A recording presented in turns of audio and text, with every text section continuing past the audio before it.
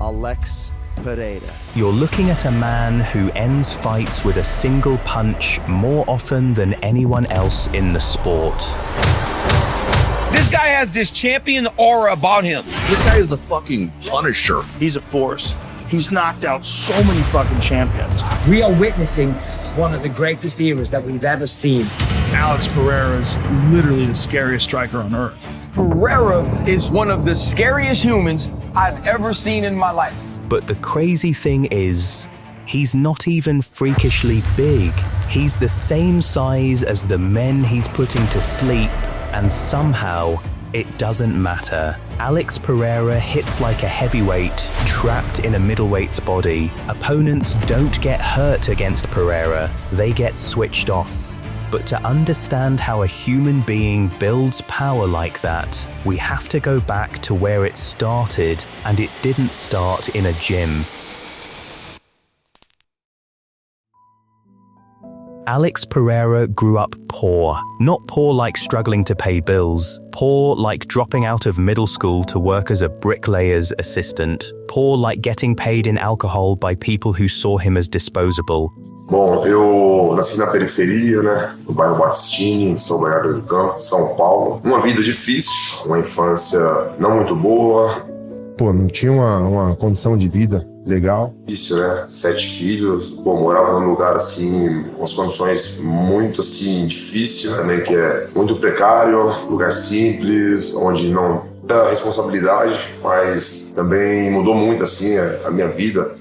Tava no meio, assim, de adultos, né? Pessoas que acertavam, erravam, tinha vício, né? Outros não tinham vício. E aí, ali a gente acabou aprendendo coisas ali que não foi legal pra mim, assim como a bebida. E chegou um certo ponto, né? Já tinha com 18 anos de idade, 19, já pensava assim, como que eu vou parar com essa bebida, né? E aí os anos foi se passando, onde eu falei, pô, eu tenho que, sei lá, fazer um esporte. O esporte é o que salva. By all reasonable calculations, Alex Pereira should have stayed there. He had early promise as a kickboxer, real promise, the kind that makes coaches see potential. But potential doesn't matter when you're spending your paychecks on bottles, when your body won't recover, and when your mind is too clouded to think clearly in the cage.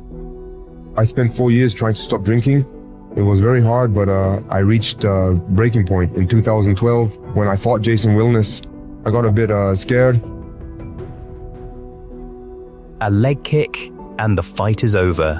And he's got with a low kick. I don't think he's going to recover from this. Tyson by name. Rodis, you got this one. I thought I need to stop, or my life is going to fall apart. He was talented and lost. That's when Baloka Vera came in. He understood something fundamental. Pereira needed to trade one set of spirits for another. Vera connected Pereira to his indigenous roots, not as some mystical awakening, though it was spiritual in its own way, but as a foundation, an identity, something real to stand on when everything else had been taken. Pereira became Poatan, an indigenous word that translates to hands as hard as rocks, stone hands, the kind of hands that don't miss, the kind of hands that, when they connect, don't just hurt you, they erase you. And that's exactly what happened. The man who was supposed to stay an alcoholic punching bag suddenly turned into a 2-division glory kickboxing champion, something that had never been done before, not simultaneously, not against the best heavyweight strikers in the world. He just came into his own, like fighters do. They come into their own, and then they reach this point where they're a champion now. Yeah. And he does it in 2 different weight classes simultaneously. He owns 2 weight classes in glory. Todas as lutas que eu ganhei, tudo no primeiro round. Então foi menos de 2 minutos. Todas. É. Por nocaute. But nobody outside the kickboxing world knew his name yet. It was shocking.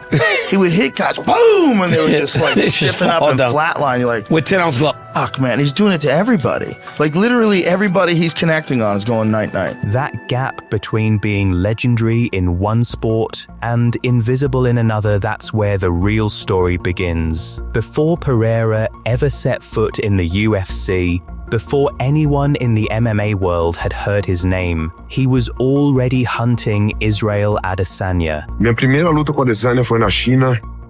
Foi uma luta dura, né? Mas eu estava no começo da minha carreira. Their first fight in China was tight, controversial. Many thought Adesanya won it, but Pereira walked away with the decision and snapped Izzy's 14-fight win streak. Adesanya didn't forget it. Neither did Pereira. There was a bit of controversy because in fight one, many people thought Izzy won that fight. I think he won the first fight. I felt like I handily won. Not crazy, but the judges gave it to him. You can even see in our faces, he thought he lost the fight, but then when his hand got raised, he was surprised, and I was surprised. Really judging. When they fought the second time, Israel Adesanya did what Israel Adesanya does. He fought brilliantly. He hurt Pereira badly in the second round. I mean badly, the kind of damage that makes coaches consider stopping it. Pereira was in the corner covering up, and the referee stepped in with a standing 8 count. Tava round meio que igual, quando a gente foi pro segundo, até a metade do segundo round também tava meio que igual, aonde ele conectou umas mãos. I put him on skates, but then the referee saved him and gave him an 8 count to rest, because what? We're in his hometown in Brazil.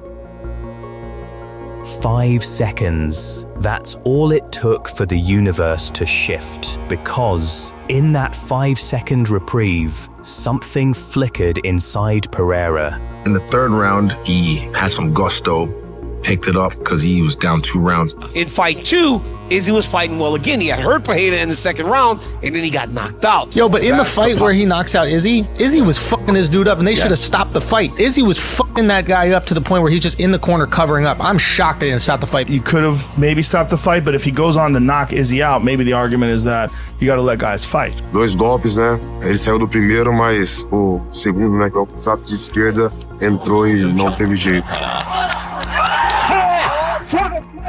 I woke up. I was like, oh shit, okay, let me try and get up.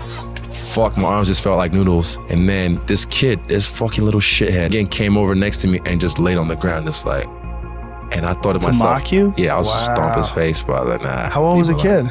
7. I don't give a fuck. Oh. If you can crawl, you can brawl. O vencedor, Alex. But here's where it gets interesting, because despite winning that fight, despite putting Adesanya on a stretcher, Pereira remained invisible. He was a ghost in the MMA world, a name that meant nothing. A kickboxer who had beaten the current UFC middleweight champion twice, and still, nobody outside the sport knew who he was, and this bothered Adesanya. Years later, as UFC champion, he was still talking about Pereira, still justifying himself, still living in the shadow of 2 kickboxing losses that most of the MMA world had never even seen. That's psychological warfare without even trying. But Pereira was about to make sure everyone knew his name.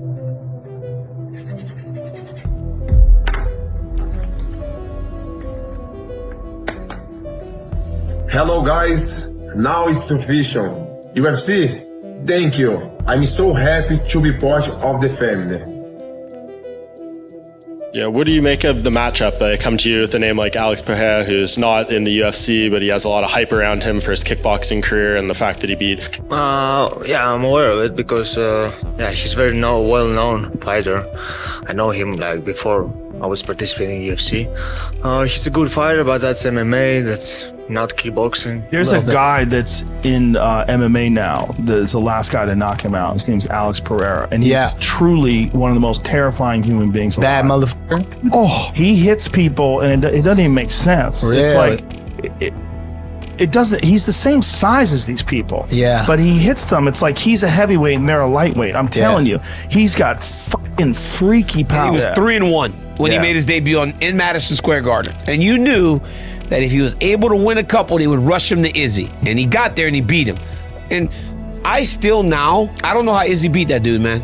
Because he caught him perfect. He caught him perfect. If that fight would have kept going, I don't think Izzy was going to win. He was hurting Izzy bad. Madison Square Garden, Alex Pereira's first UFC fight, and the entire conversation shifted the moment his name was called. There's a guy that's in MMA now, that's the last guy to knock him out. His name's Alex Pereira, and he's truly one of the most terrifying human beings alive. He hits people, and it doesn't even make sense. He's the same size as these people, but he hits them like he's a heavyweight, and they're lightweights. His hands are as big as watermelons. His reach is absurd. His power is something that defies physics. When he gets into the octagon at 185, you can't believe he ever weighed 185. Yeah. He's so fucking big. Yeah. It's a giant. It gives me a better edge, but in saying that, did you see the size of the fella?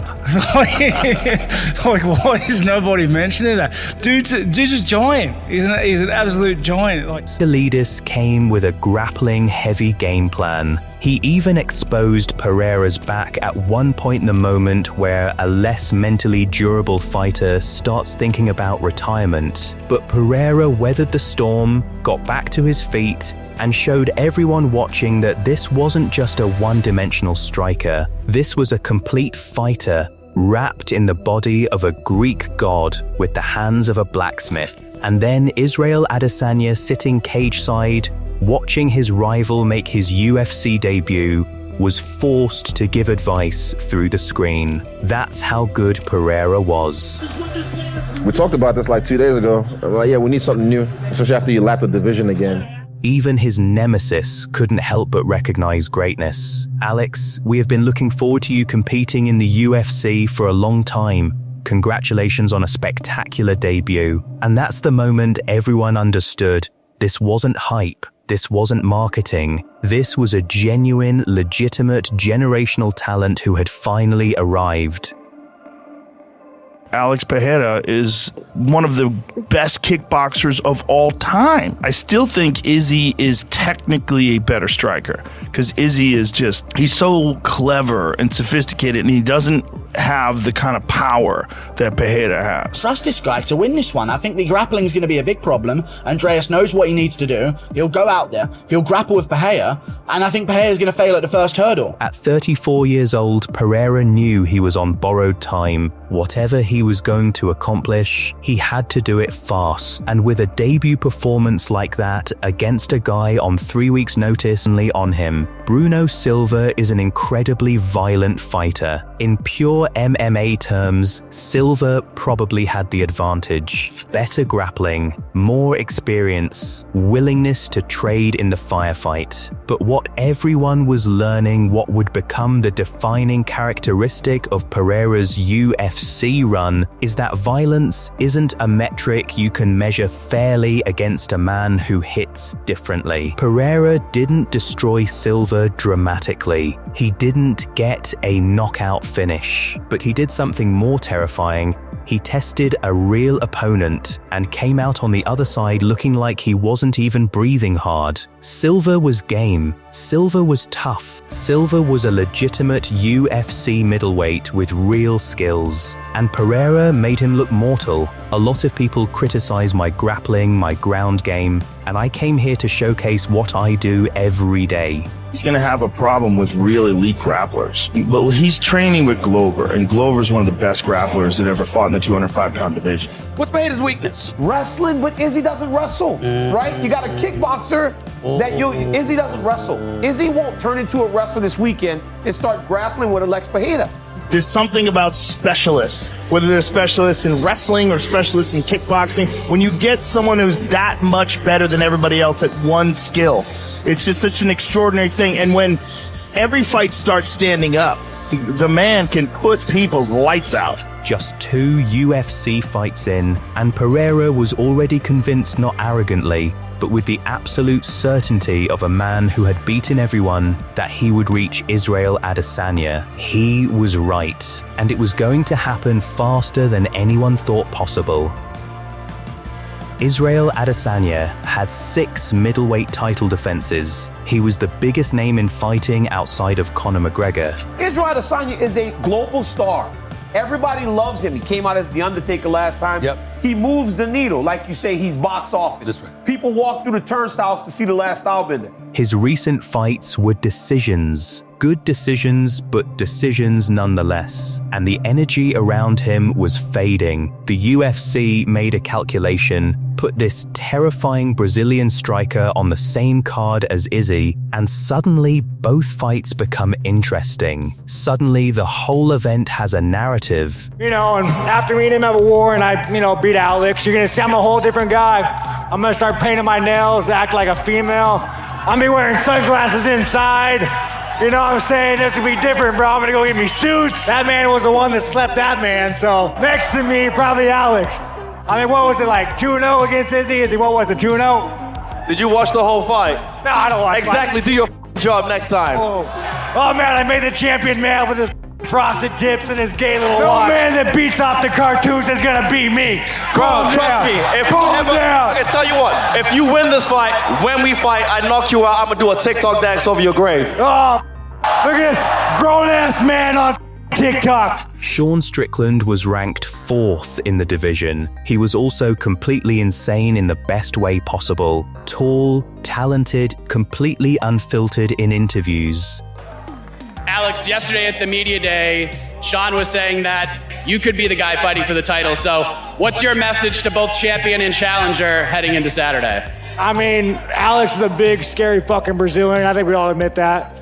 You're at 18 and this motherfucker walks up behind you in the middle of the night. You tell me what, you're gonna be walking away. But now he's a tough. It's a really interesting fight because Pereira will oblige him in the stand-up. Yes. It's gonna be like, how does he choose to fight this? He's not even a good striker, bro. Like, what is Pereira? Like, dude, the only reason to do that is because you're tall, man. You're genetically gifted. If you were a normal-sized human being, you wouldn't even be here. Your style sucks. He was walking into the octagon with a man who doesn't miss. Pereira moved towards Strickland like a man walking into a room he owns. Hands down, weird movement, but technical and terrifying. Strickland tried to match him. Strickland tried to trade, and then partway through, Pereira caught him. The kind of catch that doesn't require a finishing sequence. One shot, lights out. I easily knocked out a future UFC middleweight champion, whereas Israel Adesanya delivered a less than exciting performance against Jared Cannonier. The stage was set, the storyline was inevitable, and Israel Adesanya, the man who had spent years dismissing Pereira, was about to face the consequences of that dismissal. This was it. We know who's next, that Poatan, Porra. Trust me, the next time I put you on skates, you're gonna get frozen like Elsa. I'll leave it at that. How long until Israel Adesanya has to start worrying about your name again? We feel like you were brought here to fight him. The moment that he finds out that I signed right here, I believe that he's already been worrying about because he knows of my potential and he knows how far I can get.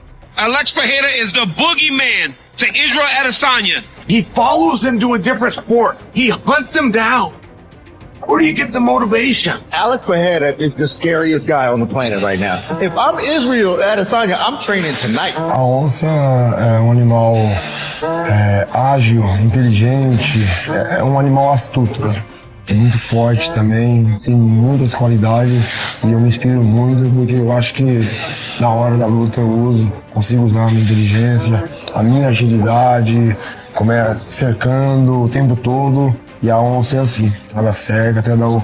Adesanya versus Pereira is one of the biggest fights of my life. It's one of the biggest fights of my life. Feels absolutely monstrous. Obviously speaks to the depth of the card, but we're just excited, getting ready to go. And, I'm just anxious talking to you, my man. I don't know if that speaks to just how big a show this is, but I can't wait to get started. Crazy, man. I'm a super fan, dude. I literally watch every fight. This is one of the best pound for pound fighters in the world. He's beaten everybody, and he's beaten some of them twice. Israel Adesanya on his way to becoming the greatest middleweight champion of all time. It's not even a point to prove. It's just I'm the better striker. Well, yeah, he caught me. I never ever once said it was a lucky shot ever. I've always given him credit for that. Set it up nicely. Great story for him. I've never ever in my life said it was a lucky shot. He's a very confident person, but do you think that deep down Like, you never forget that. Não, com certeza, é coisa que não dá pra esquecer. É uma coisa, quando acontece com a gente, é uma coisa muito chata. Israel Adesanya was defending his title for the 6th time. He had the striking advantage in almost every fight he'd ever had. Crisp angles, perfect distance management, technical precision that seemed almost untouchable, but he'd never faced Alex Pereira in MMA. Without me, he wouldn't be here. There's no way. He would have been exposed a long time ago, but I'll expose him this weekend. We all know what happened in the last 2 fights. I've always given him his respect. Again, when it's time, he'll give me my respect. Trust me, he knows I put him on skates last time. And this time when I put you on skates, I'm gonna leave you frozen like Elsa. But it was also the last thing you say before the universe corrects you. The weigh-ins were cinematic. Pereira made Adesanya look small, not in a disrespectful way. He made Izzy look small, and I've been around Izzy. Izzy's a big guy. Yeah, Izzy's a long, tall man. And Pereira's just, everything was so... Did you see what Robert Whittaker said about it? The big fella? He goes, you see the size of this fella? Yeah. I did. He's a freaking giant. Yeah. I've accepted this isn't, like, he's not like the other guys who I've fought recently. Once he feels me, he's not going to try and shy away. Which you know is what I like. I like a guy who likes to fight because I love to fight. Quando foi anunciado que eu ia lutar com ele e toda a equipe dele mudaram o discurso. Não queriam aceitar. E isso demonstra que eu mexi psicologicamente com a cabeça dele e toda a equipe dele. Hey. Don't worry. Hey, he's got bragging rights. Talk all the you want. Talk all the you want. Because trust me, they can't save you either when you're locked in there with me. Just in the physical reality of 2 men standing next to each other, one was built like a middleweight, the other looked like he'd wandered in from heavyweight training camp. And then there was the psychology. Adesanya, the champion, had to walk into this fight knowing he'd already lost twice to this man. Semana da luta, na verdade, domingo. Pô, esse aqui foi na minha luta contra o Adesanya em São Paulo, quando eu nocauteei ele. Aí o Alessandro subiu em cima do ringue. Eu tinha subido no ringue, aí eu peguei a garrafinha e imitei como meu pai fez. That he was fighting someone who had nothing to prove and everything to take. Pereira, meanwhile, looked like he was thinking about what he was going to eat after he was done. Round 1 was dangerous. Pereira nearly finished it right there. He had Adesanya rocked, hurt, in real trouble. 30 more seconds and it could have been over, but Adesanya survived. And then he did what champions do, he adjusted. Rounds 2, 3, and 4 belonged to Israel. He was fighting a perfect fight. Footwork crisp. Distance management immaculate. Ground control impressive. On the scorecards, Adesanya was winning clearly. But then came round 5. And this is where you need to understand something fundamental about Alex Pereira. He doesn't think the way normal fighters think. The corner in Pereira's corner that round, it was like straight out of a movie. I want to hear what the corner work's going to be. So I put the headphones on, and one of his trainers, I don't know who it was like, "You're losing this fight. You need to knock him out in this round. You have to move forward. You have to throw punches and bunches. You have to throw combinations. Let your hands go. You're going to be a world champion in 5 minutes."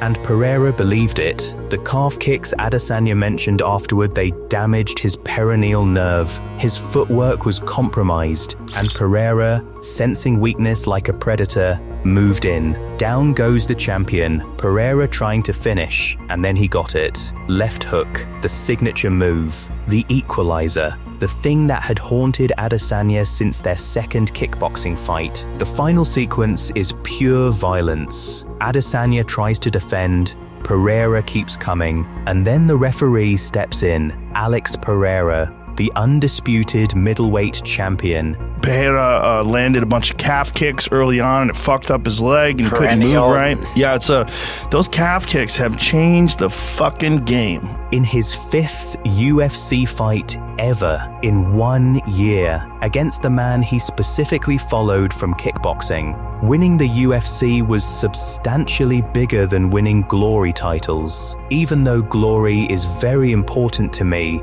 The UFC belt was of bigger proportion, and then he did something that cemented his legend. He thanked the man he just knocked out. Can you compare winning a UFC title to a Glory kickboxing title? Well, winning the UFC was substantially bigger. Even though Glory is very important to me, winning those two titles was something really important, really big for my career, but UFC belt was a bigger proportion. I'm grateful.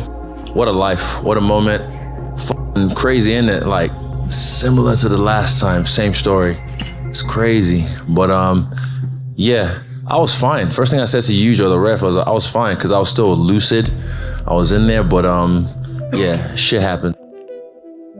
April 8th, UFC 287. History will look at this match. He said like, oh, I don't think he's gonna want an immediate rematch. I'm like, fuck it, he doesn't know me. Yeah, I'll fight you until I beat you. The belt, I'm coming for his head. You see that second fight going in MMA between them?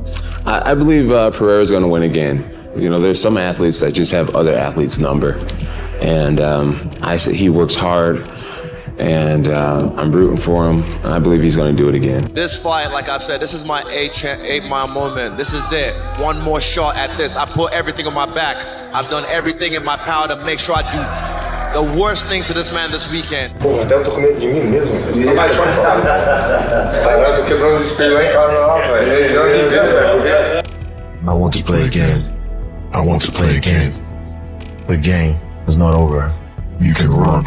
Right, this Alex says he's going to respond like this easy situation. If it was an easy show, right? It's a complicated situation because, you know, he's saying he don't know if he wants to fight, want a rematch like that because the fact that 3 losses, you know what I mean? Falando pra vocês que a gente tem que esquecer essas 3 lutas que passaram. Mas o Adesanya, ele nunca vai esquecer essas lutas. Done with this talking. You guys want to hear me talk or you want to hear me fight? Ele fez isso nas últimas 3 lutas. Ele falou a mesma coisa e não fez. I know every time I fight this guy, I'm dominating him, I'm beating him, and then he has this special ability to recover and put his foot on the gas. So I have to find a way to take him out of the driver's seat, which I will. Well, I don't know about the expression, but I do know how to beat him. I do know how he fights. I do know how he works. So I do know how to beat him. I'd say his recovery and his fighting spirit. That's something that I definitely felt like he surprised me with. But Saturday night, time for talking is done. I'm gonna show him my fighting spirit, and you all know I have that shit. Cara, eu gosto de treinar, gosto de lutar, né? Essa parte de falar, eu tenho um pouco de dificuldade, por isso que eu não gosto muito. Give us your thoughts on what this means to you and how tomorrow night goes down. Tomorrow, it's one and done. The last style bender, ladies and gentlemen. This is where legends are made and broken. Adesanya was a former champion coming back for revenge. Pereira was the arrogant upstart who had knocked him out. The narrative was perfect, the stakes were absolute. Adesanya wasn't wrong. In their first kickboxing fight, many people thought he won. In the second, he was winning until he wasn't. He knew Pereira. He knew the pattern. Early on, Pereira was destroying Adesanya's legs with calf kicks, 35 hard kicks. His game plan was working, Adesanya was suffering. And then, at the end of round 2, with both fighters pressed against the cage, Adesanya saw something, a moment, an opening, a split-second lapse in Pereira's defense. He threw a belt, not metaphorically, a literal takedown that transitioned to a rear naked choke grip. And then, in a moment of absolute brilliance, a rear body lock that put Pereira on his back against the fence, in the exact position he'd lost in last time. Can't stop him. No. Oh, there we go. Fuck it.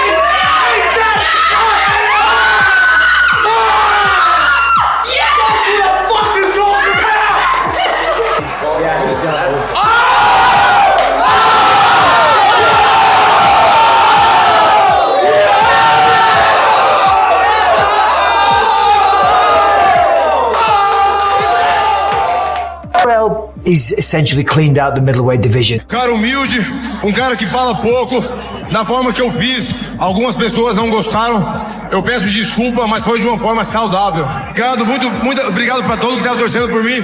Muito obrigado você que sempre vem falando bem de mim em todas as entrevistas. Você é um cara que entende da arte marcial e fala a verdade. Israel Adesanya will fight anybody, anywhere, anytime, and the guy likes to fight 3 times a year, even though he has the belt. You know, a lot of these guys get the belt. Over Alex Pereira, Israel Adesanya, twice defeated in kickboxing, twice knocked out by this man, found a way to take his title back. Fight would have kept going. I don't think Izzy was going to win. He was hurting Izzy bad. That leg was f***ed up already. I hunted him down, and then when it was time, I set the trap. Only get one shot. Do not miss a chance to blow. And man, when it was my shot, he slayed a giant. You know, not only in the physical tense, but a giant in his mind. You know, this guy had 3 wins over him, had just knocked him out, took his title. This was one of the greatest comebacks in MMA history, not because it was unexpected, but because of what it meant psychologically. Adesanya had to enter that cage knowing he was down 0-2 in their rivalry, and he had to find a way to win anyway. He did. 3 minus 1 is 2. And that's 2 times UFC middleweight champion. 3 minus 1 is 2, and that's 2 times UFC middleweight champion. Both men showed respect, and in that respect was the understanding that they had created each other. And honestly, you're a great champion. And forever, doesn't matter what anyone says, you're always a champion. You're always a champion. Isso aqui, I always respect you. Ninguém vai tirar. Isso aqui nunca ninguém vai tirar. Esse é bom. Esse aqui não. Without Pereira, Adesanya is a dominant but slightly boring champion, slowly fading into irrelevance. Without Adesanya's comments, Pereira is still a kickboxer nobody knows. They needed each other to become legendary.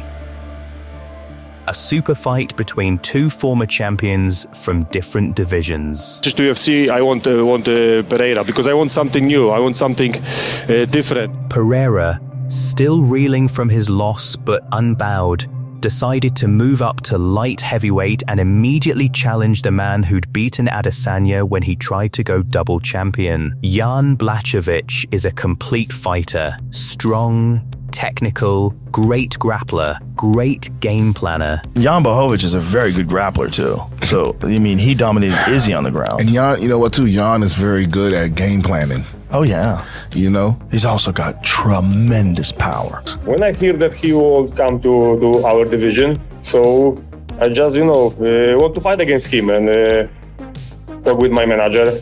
And they do this fight, I think that was natural way for him to go up. But you never know. Maybe in future he come back to do one more fight with Adesanya. We'll see. I'm just happy that I can fight against him in my division. So you have to be ready for legendary Polish power. Against him and try to knock him out. But if something goes wrong in stand-up, I can use my wrestling and take him down, finish him on the ground. This is what I want to do, win the fight. And Pereira walked into his territory anyway. Jan controlled significant portions of this fight. 7.5 minutes of control time, takedowns, ground positioning. By the traditional metrics, Jan probably won, but Pereira outlanded him in 2 of 3 rounds. He landed the better shots. He made Jan uncomfortable, and in a split decision, the judges gave it to Pereira. By split decision, Alex Pereira! There was no reasonable world where Alex Pereira won that fight. And that's not Chael's opinion, that's math. He lost rounds 1 and 3. Fucking impressive. He won a way no one thought he would win. I bet the odds of Alex Pereira winning a decision weren't very high. There is no reasonable world where Alex Pereira won that fight. And that's not just opinion, that's math. Some people disagreed with the decision. Some people thought Jan got robbed. But what mattered was what happened next. Adesanya lost his belt to Sean Strickland. Suddenly, Pereira had 3 victories over UFC champions, and 2 of those were the only men Izzy had lost to. Pereira's rival was disappearing. Pereira was ascending. Madison Square Garden. Again, for his third championship fight in barely over a year. Jiri is an unorthodox, dangerous finishing machine who had captured the light heavyweight title before a catastrophic shoulder injury forced him to vacate. Sustained the worst shoulder injury that they had ever seen. Jiri Prochazka gets the job done. I think he can stand with him.